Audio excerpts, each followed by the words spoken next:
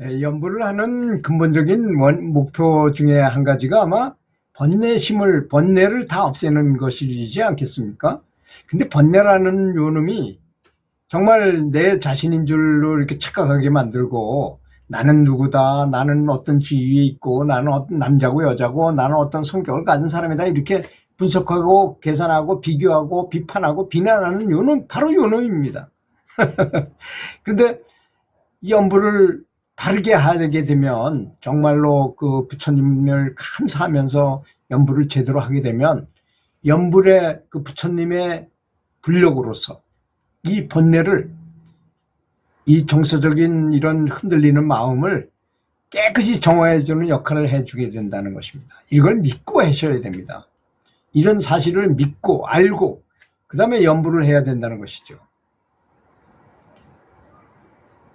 그래서 연부를 열심히 꾸준하게 계속 행자주와 어묵동정 중에 계속 열심히 하게 되면 심리적 문제들이 이렇게 항상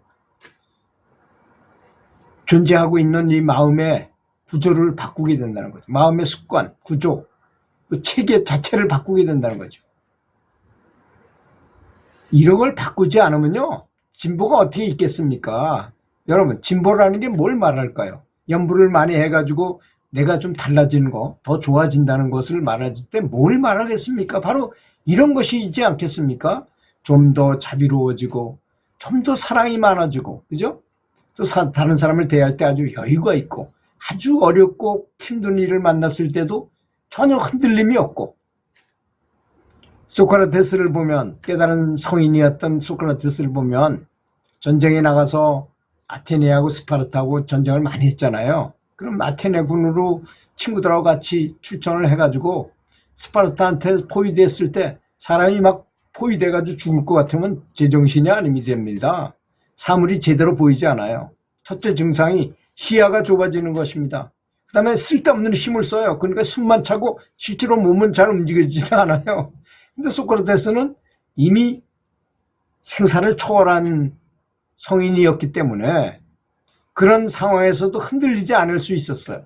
그래서 친구들 데리고 구멍이 다 보이잖아요. 그러니까 시야가 넓으니까 적보다도 더 많이 알게 돼. 그래서 서서서 빠져가지고 무사히 탈출하는 건 있었다고 그러잖아요. 그런 여러 가지 예화가 있습니다. 소크라테스의 하는 거. 왜? 마음의 구조가 이미 그분은 해탈하신 분이었다는 거죠. 그래서 신탁, 이제 무속인들한테 가서 물어보는 거죠. 이 아테네에서, 로마에서 누가 제일 똑똑하냐 하고 물어봤더니 소크라테스다 이거야. 내가 제일 똑똑하다고 이제 그걸 받았어요. 그래서 이제 이 양반이 정말 그런가 하고 이제 사람들한테 테스트 해보러 다녔어. 그 당시에 뭐 소피스트도 많았고, 그때 당시가 역사적으로 가장 똑똑한 사람이 많은 시절이었어요. 우리가 생각할 때는 지금 현대가 더 똑똑한 사람이 많았으리라고 생각하지만, 역사사에 보면 거기에 보면 이런 말이 있어요. 아테네 그때 그 시대에 천재가 밤하늘의 별처럼 많았다고 돼 있어요. 글에 보면. 그때가 아마 태어나자마자 눈 뜨면 바로 시 읽고 음악하고 이런 것이 생활화돼, 수학하고 뭐 이런 것이 생활화된 그 민족이었었어요, 아테네가.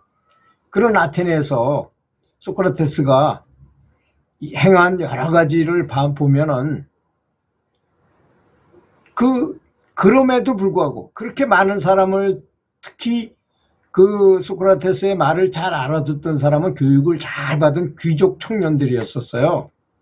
그런데 소크라테스한테 빨려 들어가니까 세소일은 다 그까지 취직해서 뭐하냐 이런 스타일로 나오는 거야. 그래서 소크라테스를 모함해가지고 법정에다 세우죠. 그때 이 양반이 연설한 거를 소크라테스의 변명이라는 책으로 나왔잖아요. 나중에 후세 사람이 그걸 기록해가지고 했던 것입니다.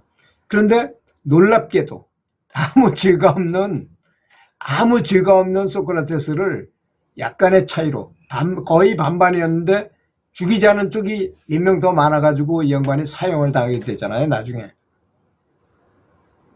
근데 왜 그랬을까요? 그 소피스트 나쁜 사람들이 소크라테스는 말을 잘한다.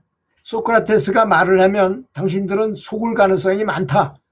그러니까 그 사람이 무슨 말을 하더라도 그거의 마귀의 말이라고 듣고서 그 사람 편을 들지 말으라고 미리 얘기해놨고 투표를 하게 한 거예요. 그러니까 할 수 없이 그쪽 편을 많이 들게 돼가지고 소크라테스가 죽게 됐는데, 그때 그 사람들 다 알잖아요. 소크라테스는 별 죄가 없이 죽는다는 거 다 알아서 뭐 간수들도 그렇게 엄하게 다스리지 않고 그랬는데, 그 크리톤하고 그 친구들이 저 섬에가 살아라. 우리가 다 돈 대주고 다 배도 준비하고 있을 테니 가자. 아니다. 악법도 법이다.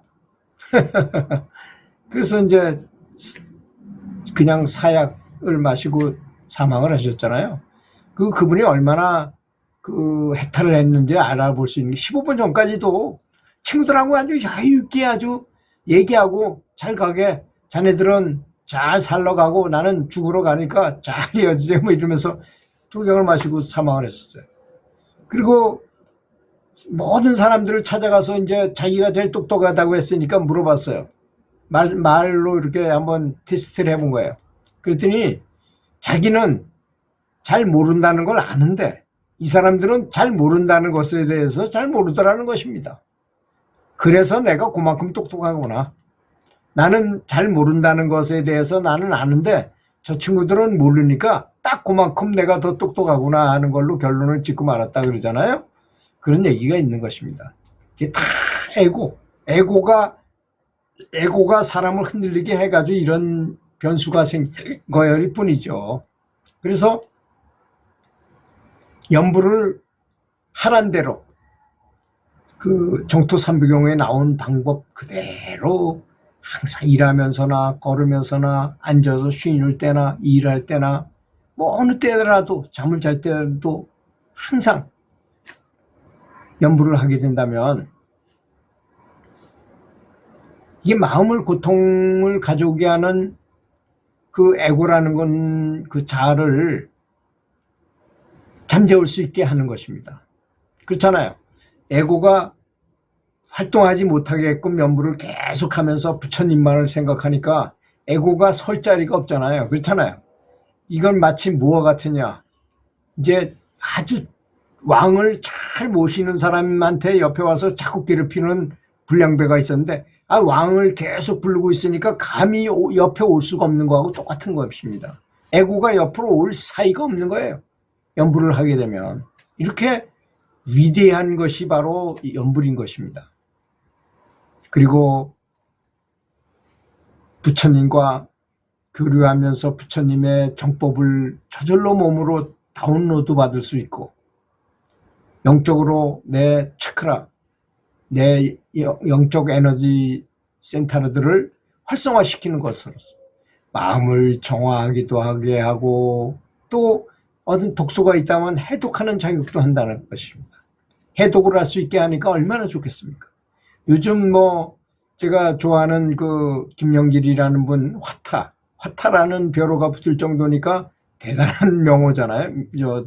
저 별명을 가지신 분이잖아요. 그분이 이제 그 태운 누룽지를 마시면은 몸 안에 그 카본 브렉이라는 그 검정이 몸에 있는 독소를 다 흡착해가지고 밖으로 배출시킨다 그래가지고 저도 해봤는데 확실히 좋아진 것 같아요.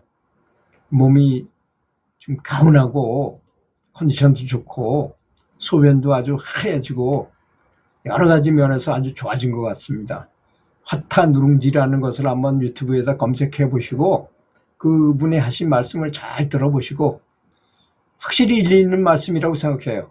그 고기 태운 것을 먹으면 그것은 암의 발병 원인이 되지만 탄수화물 뭐 쌀, 보리 뭐 이런 거, 보리 귀리 뭐 이런 걸 밥을 해가지고 그 누룽지를 만들어서 그걸 한 80 내지 90% 태운 거 시커멓 그래가 사실 커피도 태운 거잖아요. 커피를 잘 태워야지만 커피 맛이 아주 싹 고소한 맛이 나는 거하고 똑같습니다. 근데 그거보다 더 태워요. 그래서 이 카본 브렉이 생겨가지고 거기에 흡착해가지고 우리 독소를 배출하게 하면 그분의 말씀에 따르면 만병을 다 고칠 수 있다고 그랬어요. 그렇잖아요. 우리 몸에 잘못된 것은 염증이나 독소나 이런 것들 때문이잖아요. 그런 걸 흡착해가지고 다 내린다고 생각해 보세요.